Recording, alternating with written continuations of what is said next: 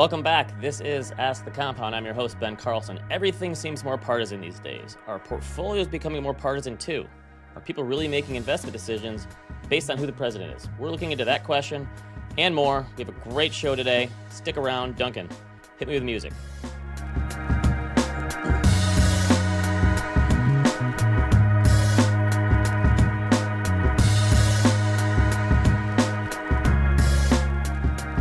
This is Ask the Compounder. Email here, askthecompoundshow@gmail.com. Leave us a question in the live chat on Twitter or on YouTube. I see Dave already left one for me. I'll get to that today. On today's show, we're discussing questions about portfolios becoming more partisan. How do taxes work for TIPS bonds? What do the cash proceeds from the sale of a house look like if you're going to buy a house in 6 months, 4 years? Do middle-aged people in their 40s, that's middle-aged to me, because that's me, do they need a financial advisor? And how do you talk your friends into getting a financial advisor?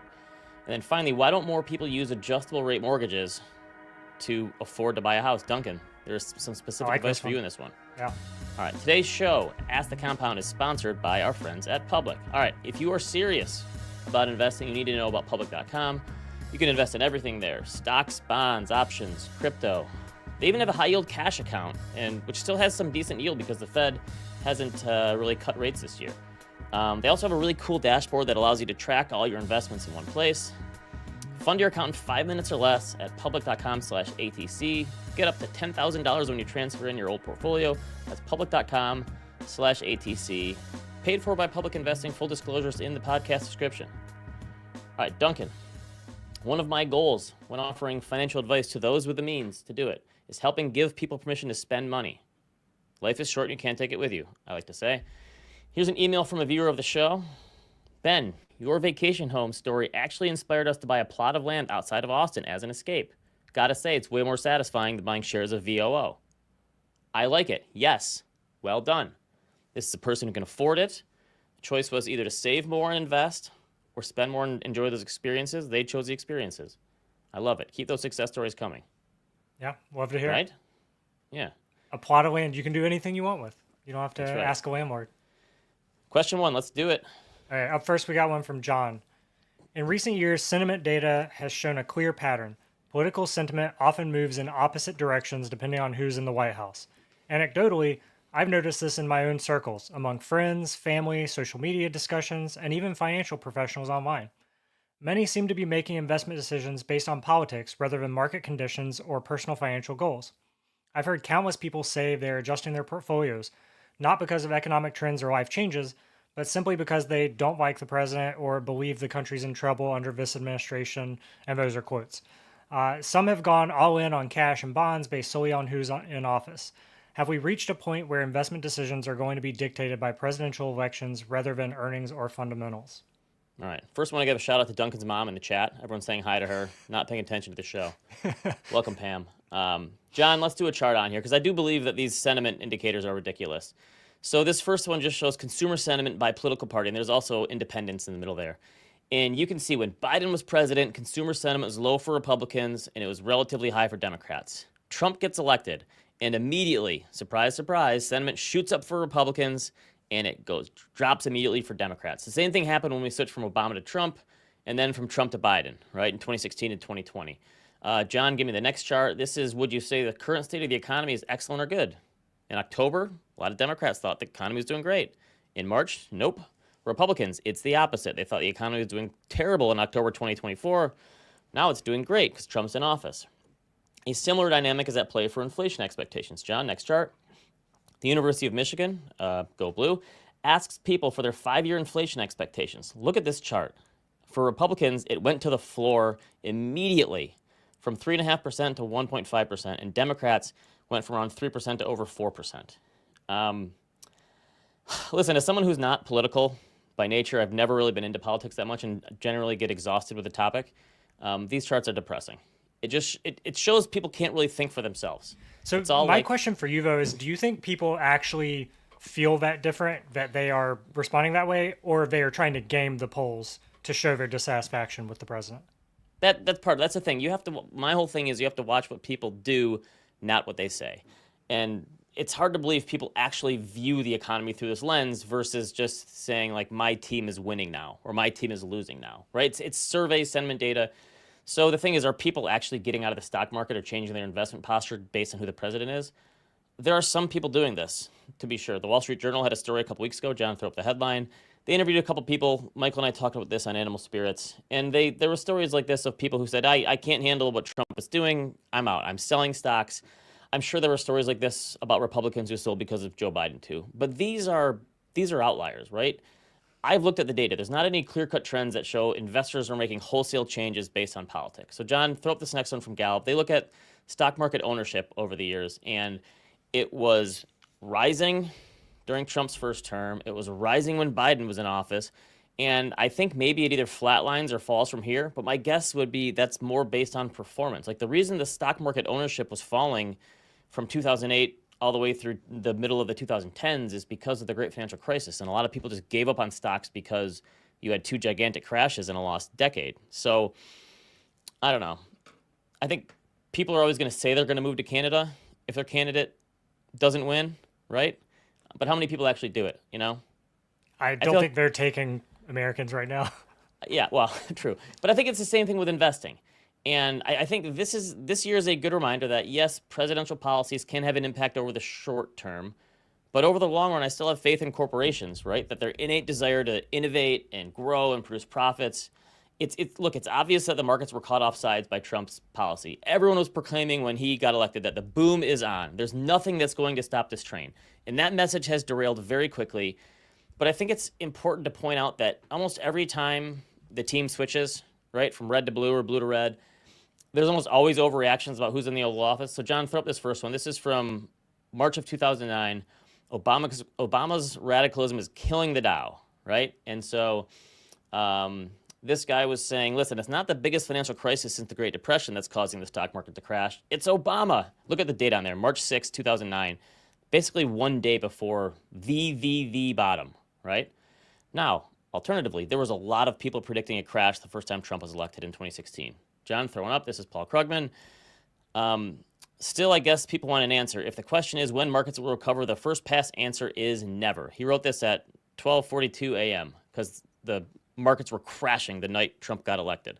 Guess what? The markets actually recovered literally the next day and off to the races, never looked back, right? I have a whole folder of stories like this, of people being wrong about this president's going to be elected, that's going to happen.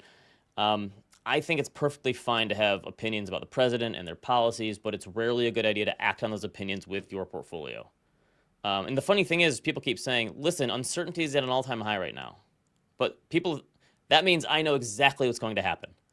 Of course you don't. If uncertainty is high, then no one knows what's going to happen. It seems like it's also kind of ignoring how diverse the stock market is to be like, oh, the market as a whole is going to go down because of this XYZ president. Like, yes. You don't think any companies are going to do well? Yes, or the fact that companies are going to adjust, whatever, I know it seems crazy right now. There's been a few questions in here about the tariffs, and I think Dave asked, what does it look like 1 year from now? I don't know. I don't think that Donald Trump knows what it's going to be.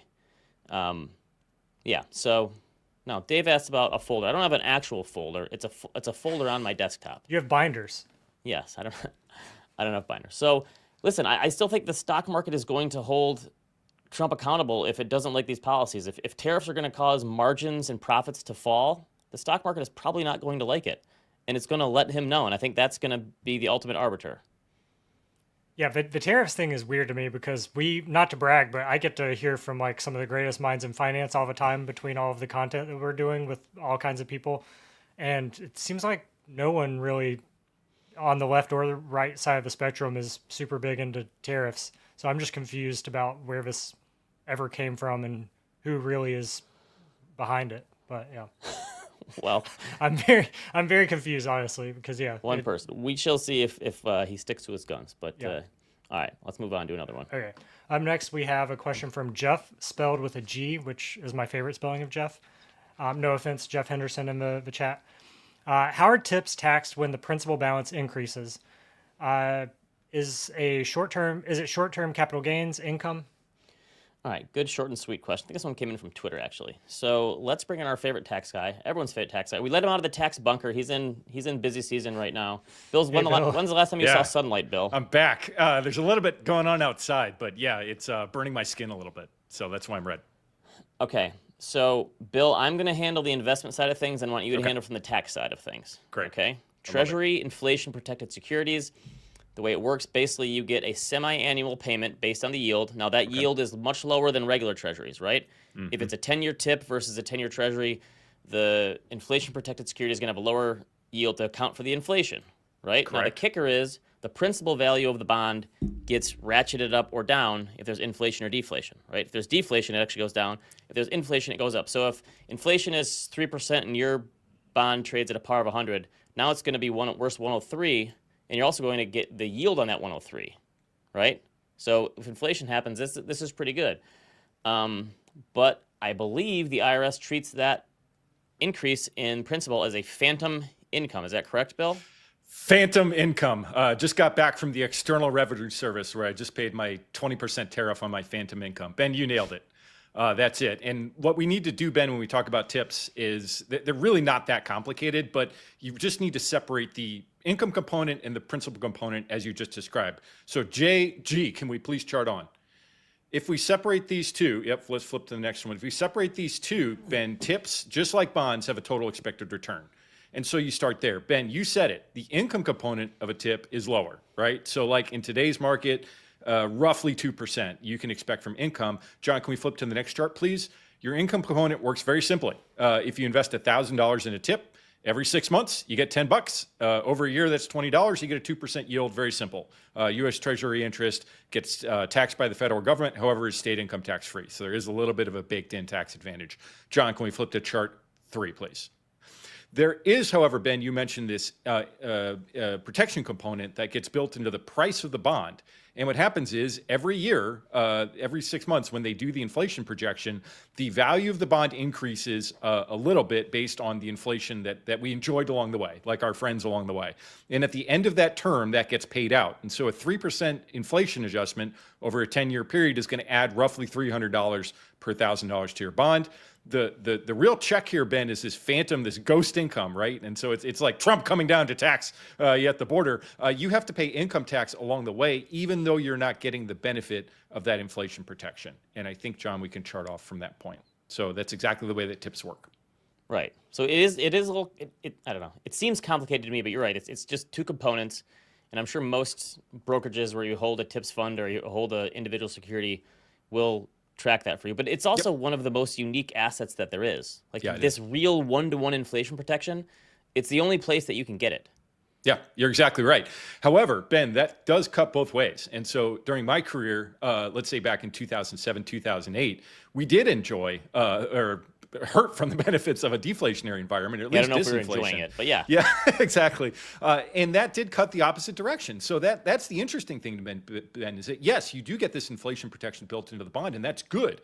However, that does not mean a guaranteed return of principal. In the event that we experience deflation, let's say maybe because we're increasing taxes at the border over the next couple of years, if we get into a deflationary spiral, you might get back less than you paid for in the bond. And that's obviously not what most investors are looking for, in my opinion, from Treasury protected income. Right. Although you could get a little boost from rates falling, but Duncan, you're an F1 guy, right? Someone in the chat says that I look like William Buxton. Is that true? Oh, I can see it. Yeah. Okay.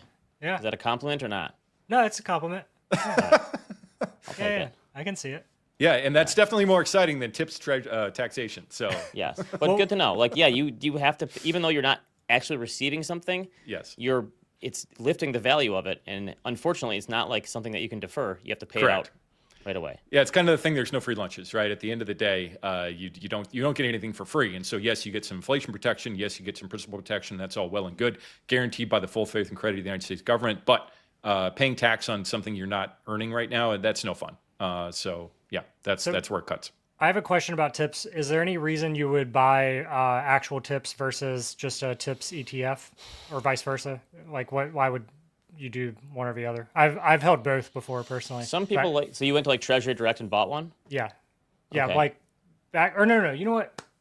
Never mind. Scratch that. I'm thinking of the other I-bonds? ones. Yeah, the Yeah, I-bonds, that was I-bonds. F1 driver George Blanton, who only buys tips via ETFs. No, I've actually never messed around with them, to be honest. They have a place in a portfolio, but for me, Duncan, it's something about that second level thinking. Even for a tax guy, I'm like, let me just buy the bond. Would you want to hold it to maturity because you have something 5 years out that you want to protect against, right? Or your kids are going to college in 10 years. I'm going to buy a TIPS bond that's going to pay me 2% plus the rate of inflation, and I'm going to be good enough with that. And when it matures in 10 years, I'm going to get that higher principal value, something like that. Yeah, there's nothing wrong with that, but I guess I'm just more on the efficient market-ish side of things where, like, in my opinion, guys, this is all baked into the price of, like, treasuries.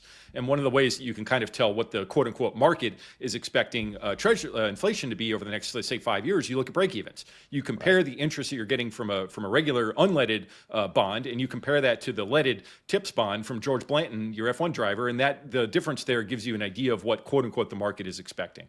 And wait, I was mixing that up in my head. So what's the difference in an I-bond and a TIP? An I-bond is something completely different even. Yeah, we're going to have to pause the show and pivot to... Yeah, the rate is just set every 6 months based on the look back of inflation. Series double E, Series I think I, everyone is... I think after inflation fell, everyone kind of just gave up on those, to be honest. Yeah, they were hot for a minute. Yeah, we had a lot of questions on them and none anymore. Hey, I'm an I-bond investor. Yeah, speak for yourself, Ben. Yeah. Good luck if you lose your login information to Treasury Direct because you can't get someone on the phone for like 10 years. So. The virtual keyboard. Yeah. No, we fired everybody who was working at Treasury Direct. All right. Oh my God. Next question. Well, that's probably true. Okay, up next we have a question from Francisco.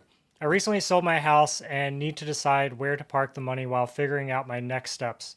In Argentina, there's virtually no mortgage market. Real estate transactions typically require full upfront payment. I'm actively looking for our next home, but the timing is uncertain. It could take as little as 6 months or as long as 4 years. In the meantime, I'm renting. How do you approach investing when a key factor like time horizon is unknown? Should I simply put everything into T-bills and wait it out, or is there a better approach?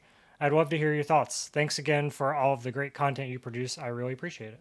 Francisco, I believe this is our first ever question from Argentina. That I'm aware of, yeah. I think so. I wonder if I don't know this. I wonder if the reason for the fact that there's no mortgage market there is because they experienced hyperinflation for so long, right? So because that would kill the value of the debt for the bank. What's the point of it, right? So maybe they make you pay in all cash because if you could borrow money at a reasonable interest rate and there's hyperinflation, the value of your debt basically goes down to nothing, right? So that must be why I'm guessing that's why they make you pay. I guess we're lucky to have the system we have in America in terms of the mortgage market, fixed rates, and they don't have that everywhere, which is I was going to talk about this in a little bit, Ben, just briefly. Yeah, we are unique. Like if you go to other countries, Germany, Canada, anywhere in the North Atlantic Free Trade Zone, you do not see 30-year mortgages anywhere else. That is very much a U.S. government phenomenon. So I don't know. That's good for him that he was able to afford buying a home, and now he has the proceeds. I don't know what the mortgage market looks like or the housing market looks like in Argentina, but my whole thing is always, right, your investment decisions should be based on your risk profile and time horizon. So this is a really good curveball question. Well, what if I don't know the exact time horizon, which is sometimes the case. And at that point, I think you have to look at the importance of the asset. And is there a more important asset than your home? Probably not, right? I don't know. Maybe Duncan has some baseball cards. But 6 months to 4 years is still a relatively short time in the grand scheme of things. So yeah, I think T-bills or a money market or a high-yield savings account, I say don't overthink this. The regret you will feel from losing some money because you took a risk is far greater than the pleasure that you'll feel if you make a little more money and can afford a bigger house. I think I'm in the camp of keeping things pretty ultra safe here. Yeah. And Francisco, in my personal professional opinion, we have been blessed. If we go back, Ben, during the roughly 20 years of my career, if we take a look at short-term interest rates, right? Let's say a 30-day treasury bill in the U.S., April 2005, 2.6%. April 2010, 0.2%. April 2015, you thought they couldn't go lower, they did. 0.01% was the 30-day interest rate, 0.09, 9 times higher in April of 2020, and today we're at roughly 4.4, having come down from about 5-ish. My personal opinion, this is a blessed place to be for short-term savings. You can pick up 4% yield on a treasury investment for let's say the next 3 to 5 years. I don't see any reason to play with fire, Ben. I think you're 100% correct in your diagnosis for our guy Francisco. I don't know what he's getting paid in Argentina, but I would love to hear more from him on how the market works there and why you have to pay in cash. I'm guessing that's it because of the debt, though, right? Yeah. I think it's because of banks. I think you're exactly right. And our guy Javier Milei is probably trying to fix that problem for the good people of Argentina. But until then, Francisco, I wish you luck. God bless you, and Godspeed. Yeah. Yeah, good for you. thanks All for right. watching from down there. Now I Yeah. want a yerba mate. It's a cool drink out of a gourd. It's Argentinian. Never mind. You lost me. George Blanton, we're getting international here on Put oat milk Liberation on the top Day. of that, Yeah. Duncan? All right, next question. Up next, we have a question from Chris. I saw the blank stares. I'm just like, never mind. I was with 5 buddies last night, all mid-40s, all married with kids. I'm the only one with an advisor. How do I convince them they need to talk to someone and get their stuff together? All right.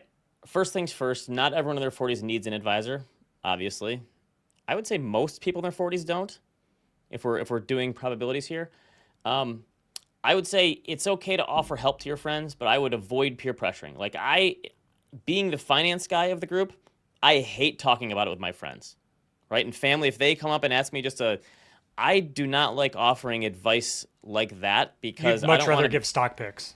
well, I don't want to, unless someone asks me. If someone asks, I'm Yeah. more than willing to offer advice. But I'm not the kind of person who says, you know what, I think you should do this, because I think that's kind of off-putting to some people. So I would just be careful about how you bring this up. You can tell people how your advisor has helped you and what it's done for you. But I think for most people, it's a situation where, like, when you know, right? Like, okay, I'm overwhelmed, or I don't know what I'm doing here, or I just need to outsource to an expert. Yes, I will talk to someone, but I don't think you're going to be able to peer pressure people into talking to a financial advisor. Yeah, I like that. You don't want to be responsible for their portfolio performance. You know what I mean? Yeah, Like that's why I don't like offering, unsolicited advice. Yeah, I really like that, Ben. Finding an advisor is like falling in love. You know it when you feel it deep down in the cockles of your heart. That's I think it's good advice. But yeah, Ben, I would echo your conclusion. I do not know that everybody needs an advisor, particularly during the asset accumulation phase. In my general opinion, it is relatively simple for most folks in their 30s and their 40s. You just, to quote our good friend and colleague Nick Majuli, just keep buying. That really, I think, is really all you need to know. Until saving you and get to the investing and developing good distribution habits. And if you want to, for the next birthday, give them a copy of Wealth of Common Sense. I have a whole chapter in my book about how to choose a financial advisor, how to think about that whole thing. But I don't be the friend who peer pressures your friends into financial advice. No one wants to hear that. I have a friend, one of the fellow soccer dads, who's constantly wanting to talk to the other dads about Bitcoin. And no one wants to hear from this guy because that's all he wants to talk about. He's like Duncan talking about F1 drivers that nobody's ever heard of. Yeah. So It's just the same thing. just don't be that person who peer pressures other. Just let it come to them. I think so too. Yeah, I think so too, Ben. You can put it out there. Yeah, hey, I got an advisor. They're helping me make better decisions, and they're diversifying my portfolio or whatever it is. Yeah. Put that out there, and if someone wants to ask you about it, Yeah, they maybe will, like but a don't peer let me pressure. know if you're ever interested type of deal. But gentlemen, I'm a company man. I do have to advocate for the great services that we provide. We do have a platform and solution for any advisor, be it Liftoff or Good Advice, from redholtzwealth.com. And for anybody I think could benefit from the ability to talk to an advisor, be that Cameron Rufus on our advice team, Tyler Hillier, Pat Schwendeman. We've got a lot of good people doing work for people of all kinds of AUM net worth across the spectrum. So I think anybody could benefit. Yeah, exactly. All right, yeah, one more question. All right, up next we got one from Daniel. Why do you think interest-only mortgages aren't talked about more? Did the Big Short scare people away from the word adjustable? Why not get the lower rate now, invest what would have been principal payments, and refinance later when rates should hopefully be lower and you're likely in a better financial position? Maybe this is how Duncan buys his first house.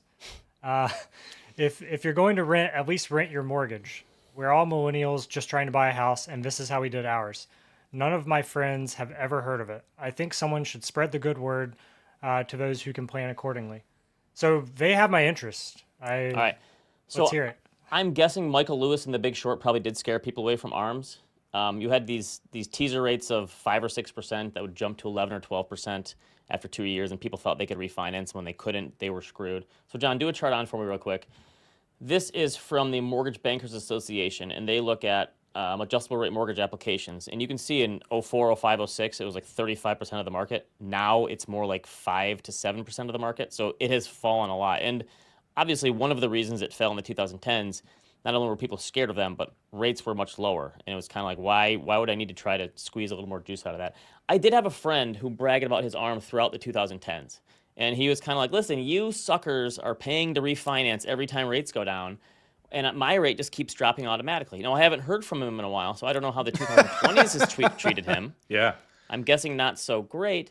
But he was saying, like, this is great. My rate just keeps falling and falling and falling. And I think he got as low as like 2.5% or something. Listen, I am a planner. I love the certainty of a fixed rate mortgage, whatever that rate may be. My first rate on my first house in 2007-ish was 6.5, 6.25%.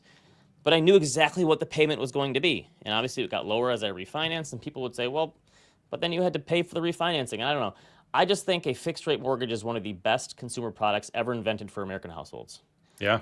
And I like that aspect of it. Now, I know people who have done this and said, listen, I'm not going, because I always say, if you're not going to hold a house for 5, 7, 10 years, buying it is not a good idea. If you're going to look to flip it immediately, the frictions and transactions costs of going from one house to the next is not worth it. Between realtor fees and closing costs and all the moving costs, I would rather you skip the starter home and buy a bigger, better home down the line or something.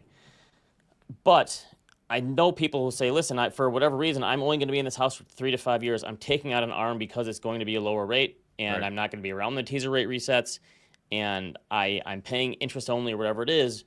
And so I think for certain people that understand how they work, it can make sense. What is your experience with ARMs, Bill? John, get the mute button ready. I got a lot of thoughts on this one. The key for me between Daniel's sentence was invest what would otherwise be principal payments.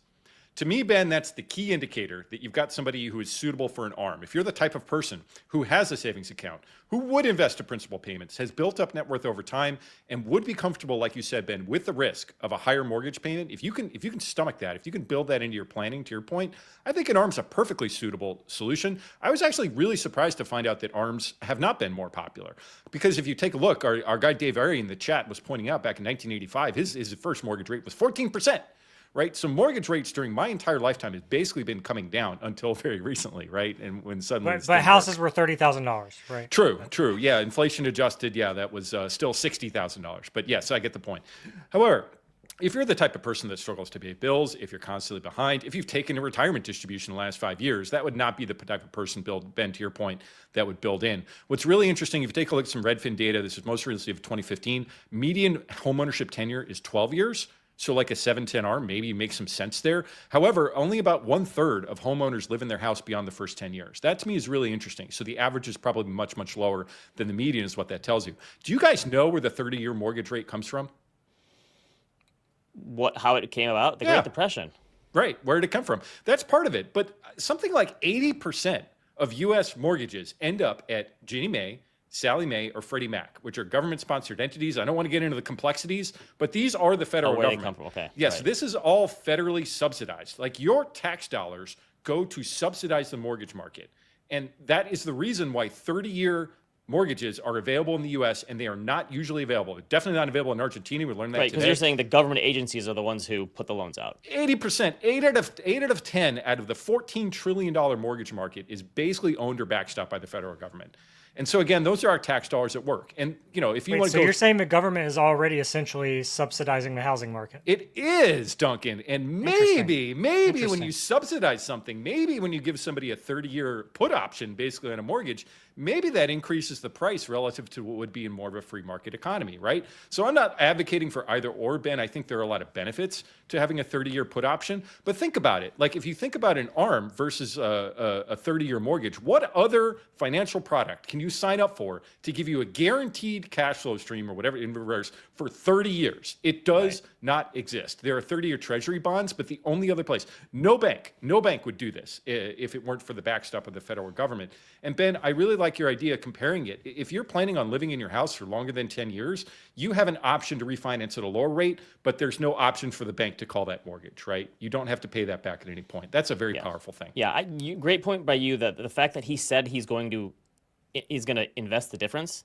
That's great because he's saying like, listen, maybe I don't want to build equity in my home. I don't want it stuck there. I want to invest it elsewhere. So if that's the deal and you don't want to be paying it down, that actually makes a lot of sense to me.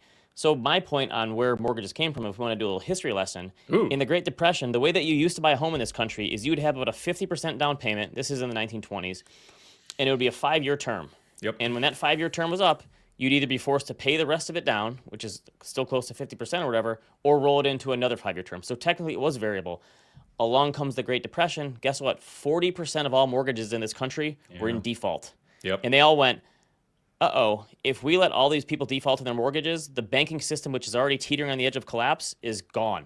Yeah. And so the government stepped in. They first did 10 or 15-year loans. Then they said, well, why don't we push it out to 30? And that's how 30-year mortgages were born from the Great Depression, because people couldn't afford their mortgages anymore. Right. And so the reason the government stepped in is because they thought, we have to keep this going, otherwise the whole banking system collapses. Yep. I And thought stepped in people just again. went out in the woods and cut down trees and started building a house. Started building back a log then. home. Yeah. Pretty yeah. much. Yeah, no F1 drivers capable of that. However, Ben, you're exactly right, and we got a replay of this in 2008. Like we went down this road again, and it was a very dark road, Ben, like you said about the collapse of the global financial system. And it was sort of interesting to realize how much relies, like you said, on home prices and how much bonds are supported there. So yeah, and Fannie Mae, Freddie Mac, they used to be public traded. I think there maybe is still some stock, 30-40% of issuance, but these are government agencies, right? And so the government is providing this service to taxpayers. ARMs are great; they have a place, but I think it's really tough to compete with a 30-year put option. Yeah, so if Daniel wants to spread the good news or the good word, feel free. I'm still on team fixed rate mortgage, but if the people who have their eye go into it with their eyes open, you also have to remember it's not like it's any easier to get awarded one from the bank. You have to go through the same process. But yeah, if you know what you're doing and you understand how these loans work and when the rates reset.